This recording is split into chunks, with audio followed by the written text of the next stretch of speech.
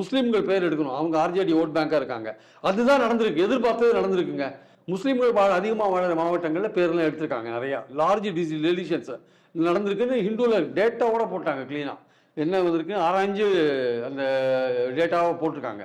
So அதனால இப்போ வந்து அவங்கள கூட்டு வெளிப்பட்டு போச்சு ஆக்சுவலா. அவங்க வந்து ஆர்ஜேடி ஓட்டர்ஸ், காங்கிரஸ் ஓட்டர்ஸ் எல்லாம் எடுக்கணும்னு பார்க்குறாங்கன்றது கிளியரா தெரிஞ்சு போச்சு. இனிமே சுப்ரீம் கோர்ட் எந்த விதத்துல நீதி வழங்க போறாங்கன்றத பொறுத்து இருந்தா நம்ம பார்க்கணும்.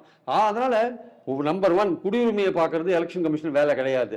நம்பர் 2 ஆதார் கார்டு, வாக்காளர் அடையாள அட்டை, இது ரேஷன் கார்டு, இது மூணுத்தையும் நீங்க ஒத்துக்கணும். ஏன்னா நீங்க பாஸ்போர்ட் ஒத்துக்கிறீங்க. அந்த பாஸ்போர்ட் நாங்க எப்படி வாங்குறோம்? ஆதார் கார்டு, ரேஷன் அட்டை கொடுத்தா பாஸ்போர்ட் நாங்க வாங்குறோம். அப்ப இதை கொடுத்து வாங்குற பாஸ்போர்ட்டை ஒத்துக்கிற நீங்க ஆதார் கார்டை ஒத்துக்க மாட்டேங்கிறீங்க. பாகிஸ்தான், ஆப்கானிஸ்தான்ல வந்த இந்துக்களுக்கு குடியுரிமை கொடுக்கறதா சொல்லிட்டாங்க.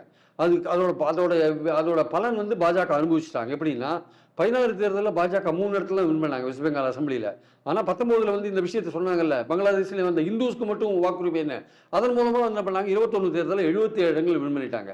அதான் அந்த இந்துஸ் முழுக்க ஓட்டு போட்டிருக்காங்க குடியுரிமை கொடுக்கறதுனால.